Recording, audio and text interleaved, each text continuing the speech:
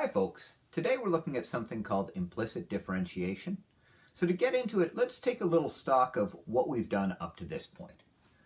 Up to this point, most of the functions that we've run into have been written explicitly in terms of another variable. So they've said y equals, the output equals x squared minus 4, y equals sine of 2x plus 5.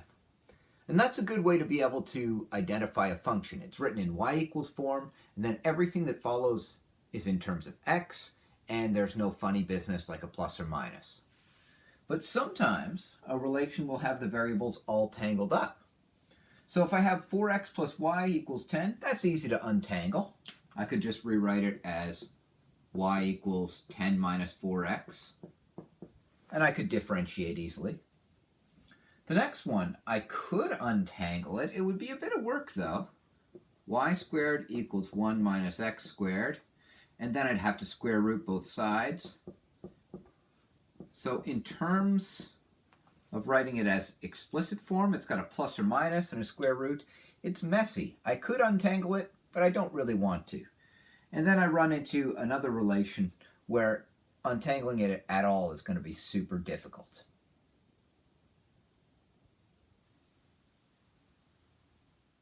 Even if you can't untangle a relation, you can still find the slope. You can still differentiate. So we've got this statement here. If y is hopelessly entangled with x, we must take the derivative as the relation sits. And that process is called implicit differentiation because you don't have the function in explicit form to begin with, or the relation in explicit form to begin with. Here are the methods. You differentiate both sides. So that's the golden rule of equations. Whatever you do to one side, you do to the other. You treat y as a function of x, even though it may be all tangled up there, which means any time that you differentiate something with a y, differentiate a y, you're going to get a y prime, because that's the derivative of y. And then finally, you'll solve for y prime when you're all done, and we'll do some examples of this. And your answer will likely have a y in it because the original relation wasn't written in explicit form, and that's all okay. Let's do a little warm-up on some basic derivatives here. So we're going to be differentiating with respect to x, so essentially we're finding dy by dx. If you differentiate x, no big surprise, that turns into a 1. If you differentiate y, then you get the derivative of y with respect to x. So you get dy by dx, or what we can lazily call y prime. If we have x squared, that turns into a 2x. And even if you thought of it with the chain rule, if the inner part was x, it would be 2x times 1, which would be the derivative of the inner. When we differentiate y squared, here's where we have to be careful. Y squared turns into 2y, but it's got its own little inner part because it's not just x. So now we have to find the derivative of the inner, which would be y prime. So we get 2y, y prime. In other words, we got just what we thought we were going to get, 2y, plus we have to tack on this y prime. Now again, if you're saying, why doesn't that happen with x? Well, the derivative of the inner part here would have just been 1, so we get 2 times x times 1. X behaves really well. Anytime we differentiate our y functions, then we need to tack on that y prime. So here we've got y cubed. It's going to turn into 3y squared, and then times y prime. So as a basic rule, this is what we get.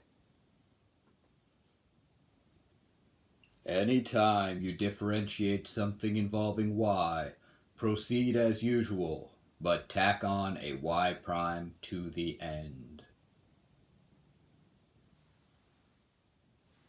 Here's a function that's kind of hard to put in y equals form, because if you square rooted both sides, you need a plus or minus, so it would look like a bit of a mess. It says differentiate with respect to x, which is the same thing as find y prime. That's what they want us to do here. So we can differentiate this whole thing. Differentiating x is no big deal, is a 1. Differentiating y squared is going to give us 2y. Now if I just leave it like that, I'm never going to find y prime because I didn't write one down. So the idea with the y's was we would differentiate as usual, becomes 2y, and tack a y prime onto the end. After that, all we need to do is get y prime on its own. So I differentiated both sides. Now I'll divide by 2y. And I'll get this weirdness. Y prime is 1 over 2y. It still means the same thing it's always meant. The slope can be found by subbing in some kind of y value. And if I think about the original relation itself, it was a parabola on its side. It wasn't a function at all. If I know the y value that I'm interested in, then I should be able to find the slope on that relation. So here is an expression for the slope anywhere on this relation in terms of its y value. Now often they'll have x's and y's in them, but this is one to get us started. Here's another relation where x and y are hard to get on their own. So that means we'll probably do some more of this implicit differentiation business. If we could easily get y on its own, then we'd probably skip all this. But if you do try and get y on its own, you'll need a plus or minus and a square root. It'll be a bit of a mess. Now just to be clear, this relation has meaning to us. It is a circle with a radius of 5 that is centered on the origin. It looks like, if I could draw, it would look a little more circular than that. But there we go. There's the basic idea of what's happening. Let's differentiate it. So I'm going to write down that's what I'm doing here. Differentiate. Derivative of x squared is 2x. Derivative of y squared is going to be 2y. Now I differentiated something involving a y, so I'm going to tack on a y prime. And here's a common mistake. Equals 25. The derivative of 25 is a constant, so it goes to 0. Now we begin the process of trying to get y prime on its own. So maybe I'll move this 2x over.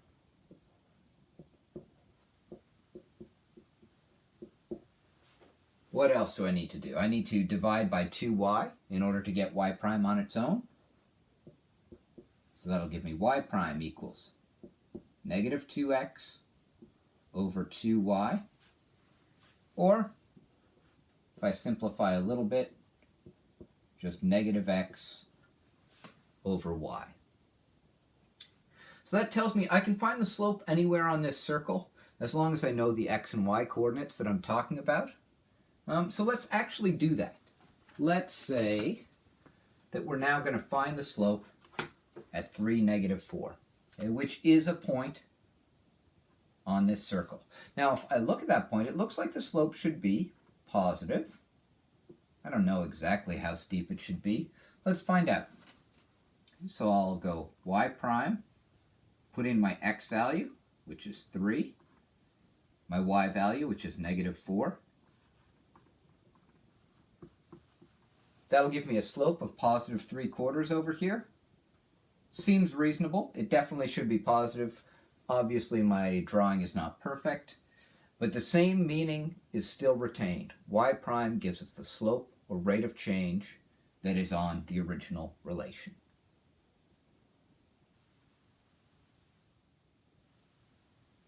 In the last two examples, we had just a single y term, so if you really wanted to, you could have gotten y on its own if you're willing to live with plus and minuses and square roots.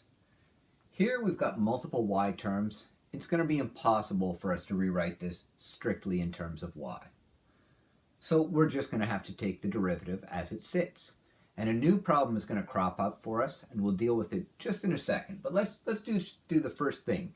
We can differentiate. I'm going to write down that's what I'm doing. Differentiate to begin with. Derivative of x. X has behaved nicely. Derivative of y cubed is going to be 3y squared. And because I'm differentiating something other than x, I need to tack on that y prime to the end. 10y. The derivative of y would be y prime. or we could think of it as 1y prime. So we're going to get 10y prime here. And the x's behave nicely, so we have 9x squared. And here it looks like we had the same problem we had to begin with, where you couldn't get y on its own. It looks like maybe we can't get y prime on its own. But it turns out that you can. All you need to do is collect your y prime terms on one side. So here's the process. If you're dealing with multiple y prime terms, collect them on one side and remove y prime as a common factor. I'm going to put my y primes on the left. It doesn't matter. So I'll have 3y squared y prime. I'll move this one over, so I'll have minus 10y prime. I'll have 9x squared, and I'll take this 1 and move it over to the other side. Still looks like a mess, but now I can take out y prime as a common factor. And even if I can take out a bigger common factor than just y prime, I suggest that you only take out that y prime.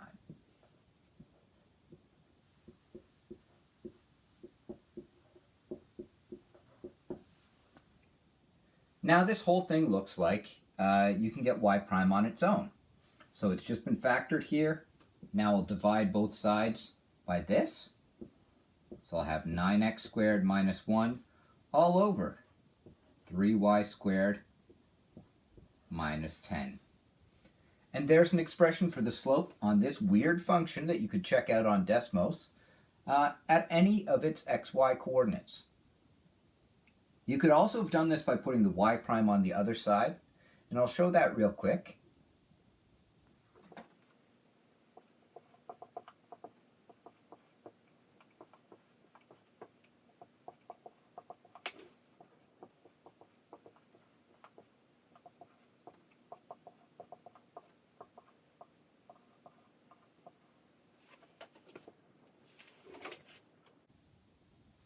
When I put the y primes on the other side, I got a different looking answer. And actually, these answers look like they're the complete opposite of each other, but they actually mean the same thing. Like, if you have 3 over 6, that's a half. If you change the top and the bottom to negative, so that now you have negative 3 over negative 6, it still means a half. So in this expression, if I multiplied the top and bottom by negative 1, I'd get this expression. They're the exact same thing. If you sub in values into either of them, you'll get the same slope. And so if in your answers you find that you have the exact same numbers, but with all of the signs changed in a quotient or in a division, then you're right. We'll take a look at one last one here that deals with product rule in conjunction with all this implicit differentiation stuff.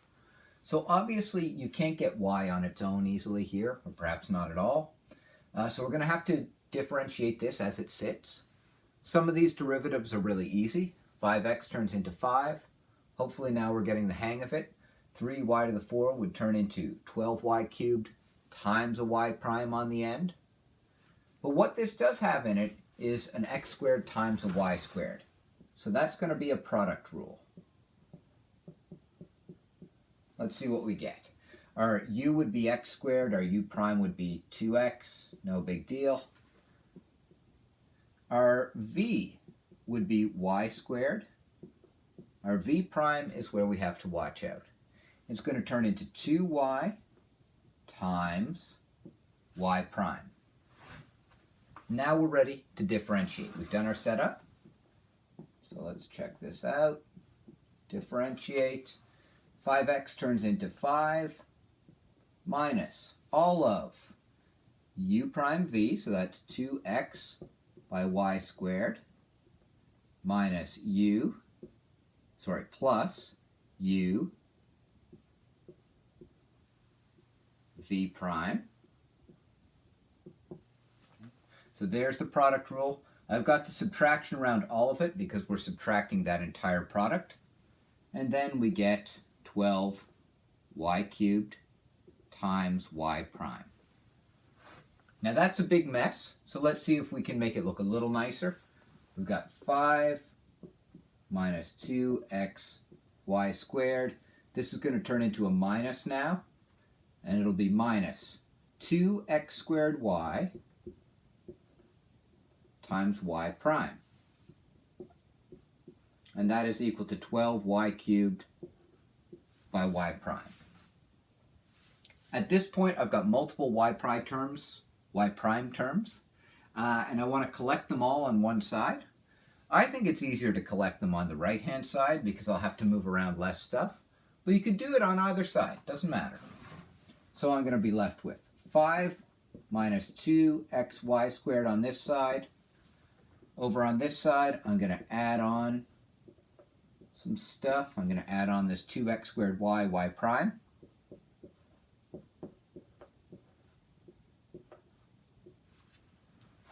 And now that I've got them all on one side, I'm going to remove y prime as a common factor. Okay. Now you might notice that there's more than just y prime as a common factor here. I think it's going to be easier for us though to just take out y prime. So y prime comes out. I'm left with 12y cubed plus 2x squared y. That's just factoring this right-hand side. And the other side is still 5 minus 2x y squared. Looks like a bit of a mess, but actually getting y prime on its own is actually pretty easy now. We'll just divide. So y prime equals that 5 minus 2x y squared all over 12 y cubed plus 2x squared y. 100%. If you had done the y primes on the other side, both the top and bottom would have been the negatives of what they are now. So the top would have read 2xy squared minus 5, and the bottom would have had negatives on both of these terms. That would also be correct. You might also want to factor the bottom, which is lovely. And if you do that, you might be hoping you can reduce this fraction. So 2y is a common factor. We can take it out. Turns out it doesn't do us much good. We can't reduce from there, but this is also lovely and correct.